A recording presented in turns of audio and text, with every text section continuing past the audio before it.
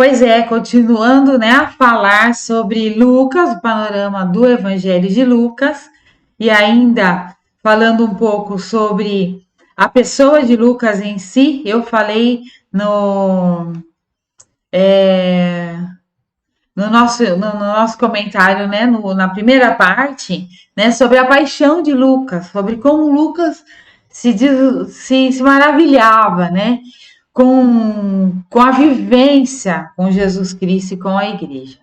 Disse também que apenas ele relatou a parábola do bom samaritano e do filho pródigo.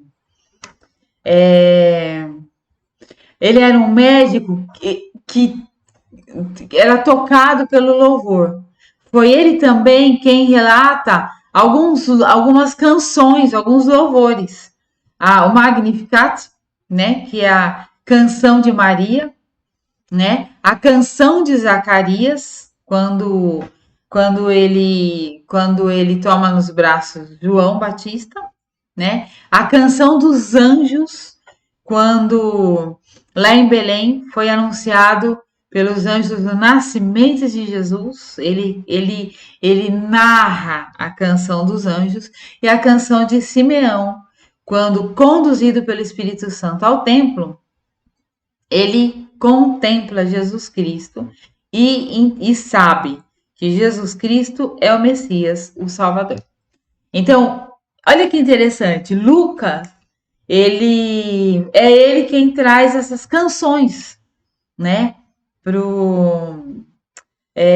Narra essas canções, esses momentos de fé envolvendo louvor para nós, né? Então ele era sensível, ele era voltado para louvor. Paulo se refere a ele como médico amado e como cooperador no reino de Deus. É ele quem está com Paulo em Roma na ocasião da sua segunda prisão em Roma. Prisão que leva Paulo à morte. Ele era companheiro de Paulo, então, a partir, segundo os relatos bíblicos, né, da segunda viagem de Paulo, da segunda viagem missionária. Ele é autor de Lucas, do Evangelho de Lucas, né, que leva o seu nome, e também de Atos, né, dos Atos dos Apóstolos, ou seja, ele também faz esse tratado científico a respeito do que aconteceu depois que Jesus ascendeu aos céus, né? O que aconteceu depois que Jesus foi levado aos céus? O que acontece com os discípulos, né? A descida do Espírito Santo, as primeiras conversões, a perseguição da igreja, as viagens de Paulo, a conversão dos gentios, né? Todo o livro de Atos é ele que escreve também. Lucas enfatiza Jesus como Salvador para todos. É tão apaixonante, né?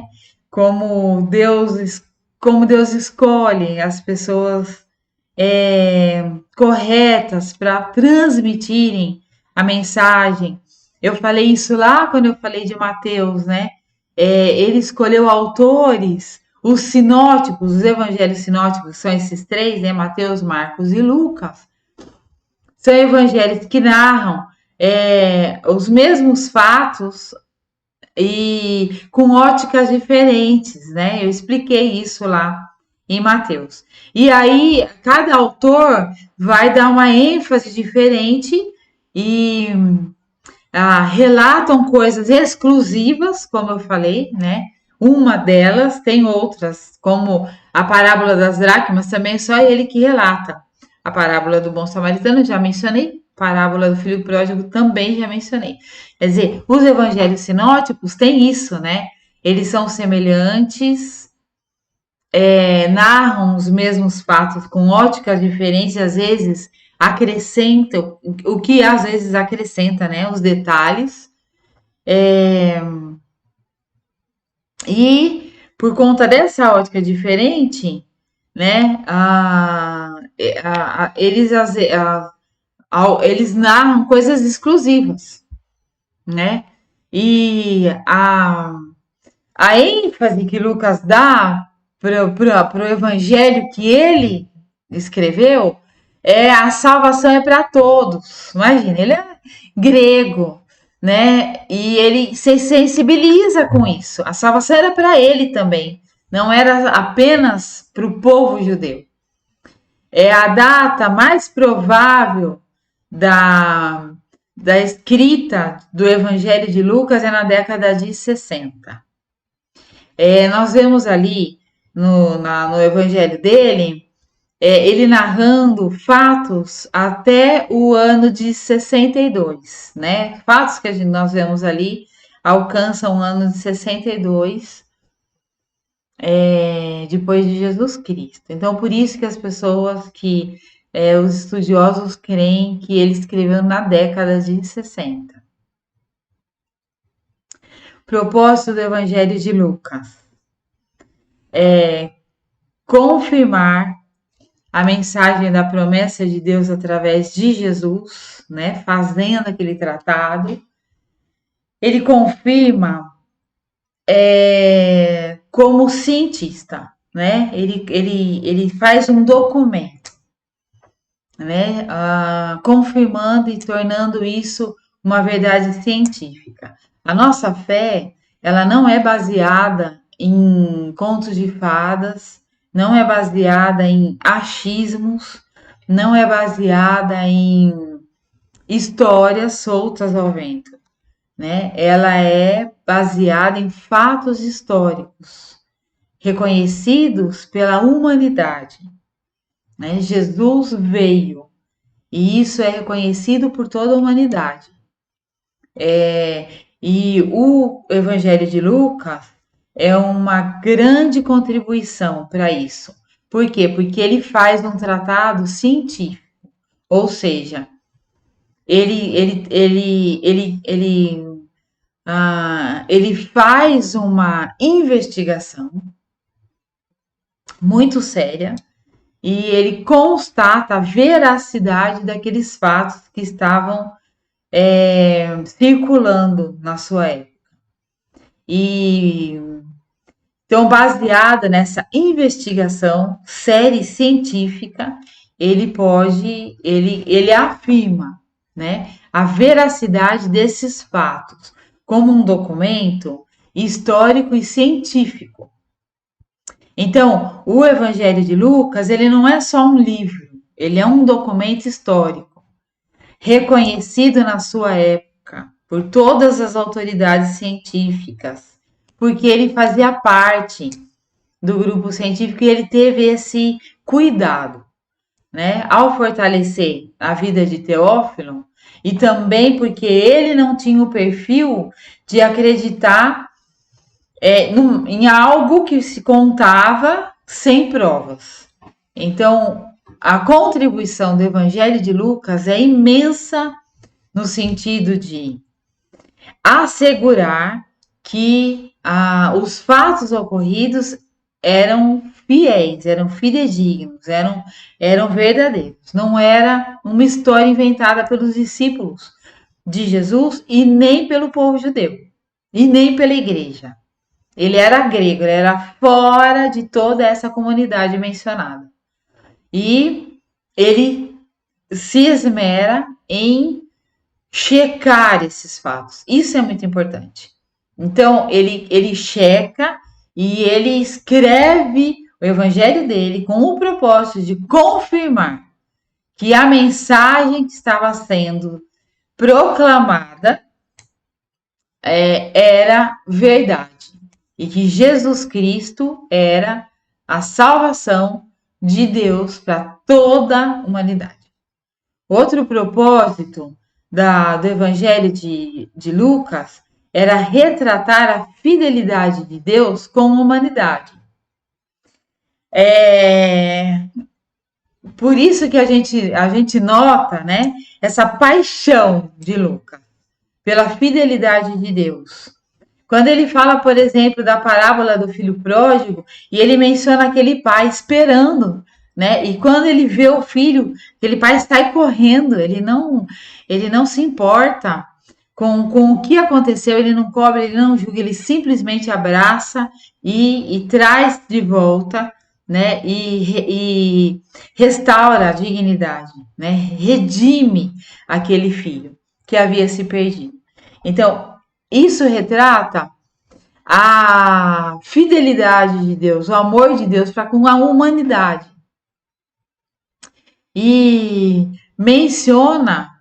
Lucas também menciona, ao retratar a fidelidade de Deus, ele menciona a rejeição que os seres humanos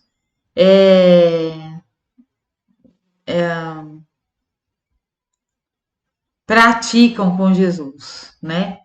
Principalmente o povo judeu, que deveria ter entendido e reconhecido antes de qualquer um, porque eles já conheciam essa história, né? E já esperavam.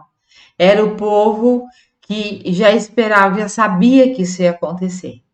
Então ele retrata, ele menciona isso, né? A rejeição.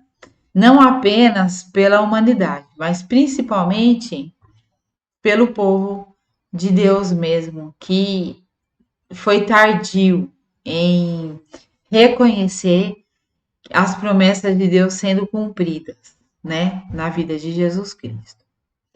Outro propósito do Evangelho de Lucas é assegurar que as boas novas da salvação é para todos, mostrando que os gentios também são membros do povo de Deus e por isso fazem parte tanto do cooperar quanto das promessas. E é tão interessante que Lucas ele não faz isso só na escrita, ele faz isso na vida dele. A partir do momento que ele se converte, ele se torna um cooperador impressionante da proclamação do reino de Deus e dos irmãos, né? É ele quem está lá com o apóstolo Paulo nos seus últimos momentos da vida dele em Roma, narrados lá em 2 Timóteo. Quando Paulo escreve 2 Timóteo,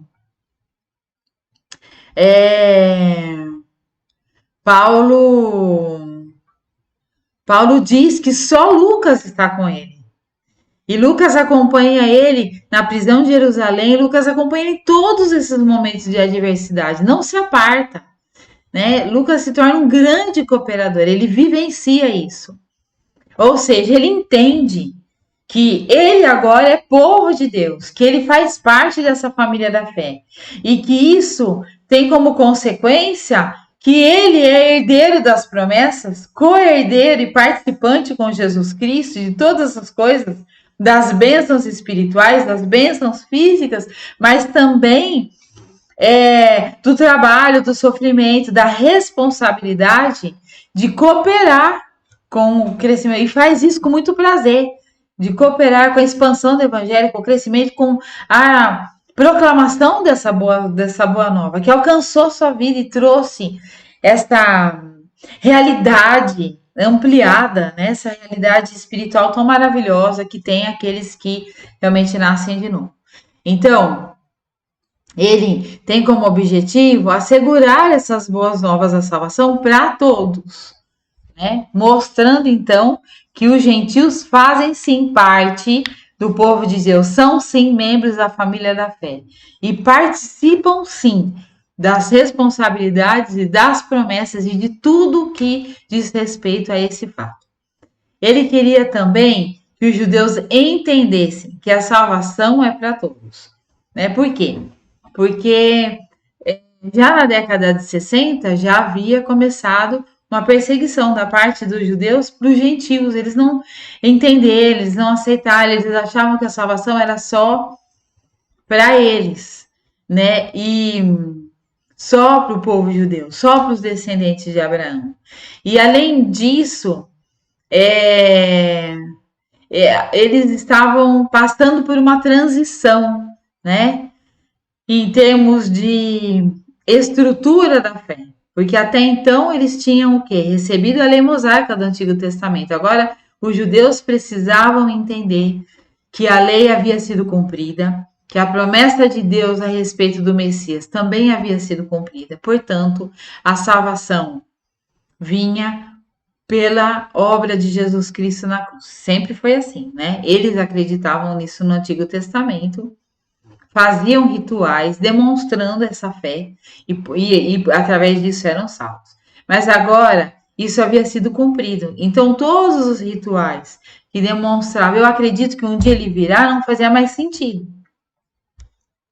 E isso trouxe um processo não muito fácil para os judeus. Então ele queria que os judeus entendessem que a salvação vinha por Jesus Cristo, que Jesus Cristo era o Messias prometido, o Salvador, que Deus havia enviado, seu Filho querido, que ele havia prometido que enviaria para salvar a humanidade desde a antiguidade, e que isso era para todos, não apenas para os judeus.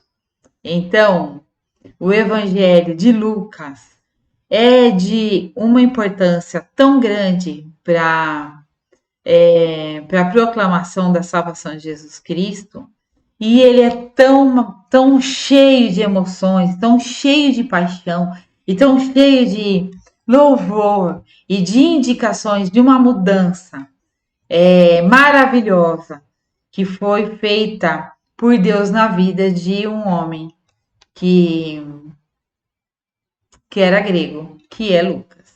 Eu espero que essa paixão, esse louvor, essa alegria, esse maravilhamento que a gente vê na vida de Lucas, na fé dele expressa nessas palavras tão ricas, possam encher a sua vida com os mesmos sentimentos e possam te transportar para uma intimidade maior com o Senhor, que te amou e veio te salvar, independente da sua cor, independente do seu povo, independente da sua origem.